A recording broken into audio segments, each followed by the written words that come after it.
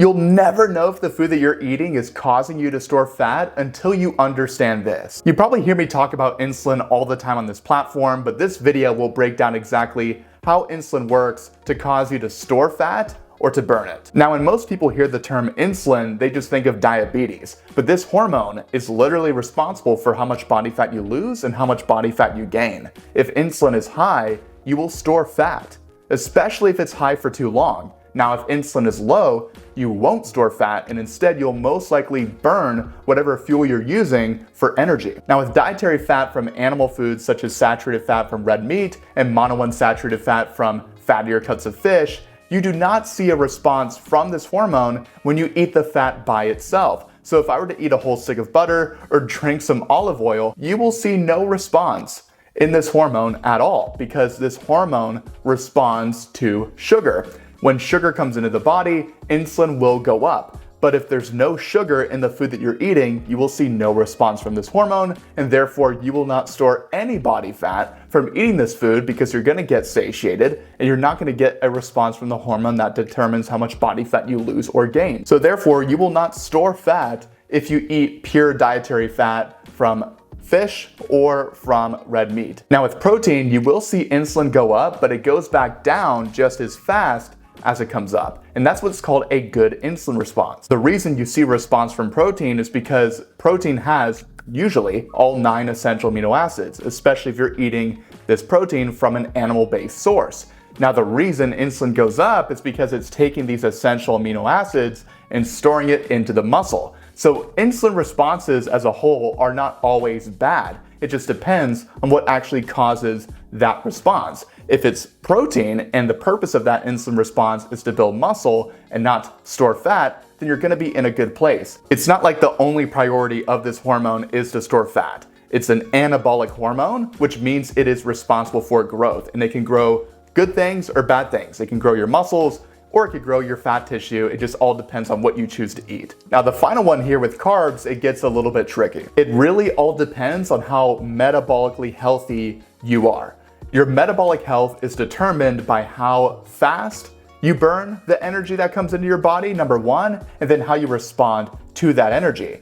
And if you have a very slow metabolism, you're looking to lose more in the way of body fat, you have more belly fat, you're most likely gonna respond more negatively to carbs, even if they're from a natural source, in comparison to somebody that has a body fat percentage of 8% and they have a faster metabolism. If I were to give each of these two people 100 grams of carbohydrates from blueberries, the person that is much leaner is most likely going to burn right through that energy, especially if they're working out consistently as well. Now, on the flip side, if you're looking to lose north of 50 pounds, you have more belly fat, you have more body fat to lose, and you have a slower metabolism, you're not going to respond to those blueberries in the same way as that lean individual would, because you're going to respond to that fuel in a negative way because your metabolism is slower.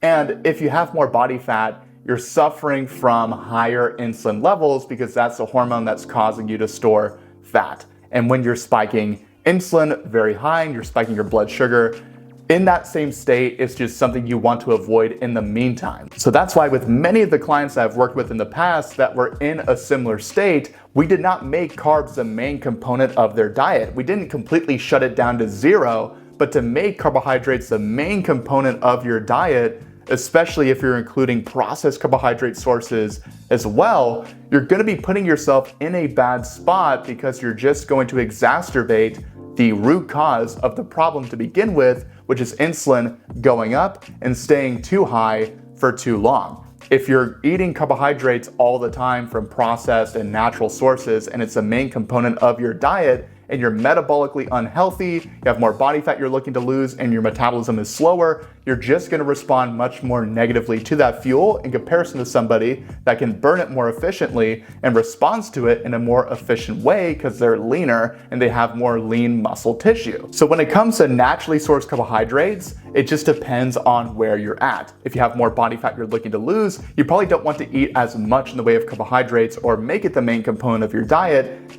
if you're in that state. If you're somebody that is much leaner, then you can get away with eating more in the way of carbohydrates, and as you lose more in the way of body fat, you can slowly increase the amount of carbohydrates that you eat as you continue to lose more in the way of body fat and you restructure your body composition and you see the number on the scale drop. Now, when it comes to processed sugar or processed carbohydrates, many individuals, even if they're leaner, are going to have a negative response to these foods because they're ultra processed. You don't need me to tell you that brownies are unhealthy, but universally with those foods, of course, you definitely want to avoid them because you're going to get a very negative insulin response with those types of foods in comparison to the other macros and other foods that we've gone over in this video. And that's why it all comes down to your current status of metabolic health and what your fat loss goal is. Those are the two biggest variables that are going to determine what your diet looks like in terms of getting the best insulin response possible so you can lose body fat without counting or restricting a single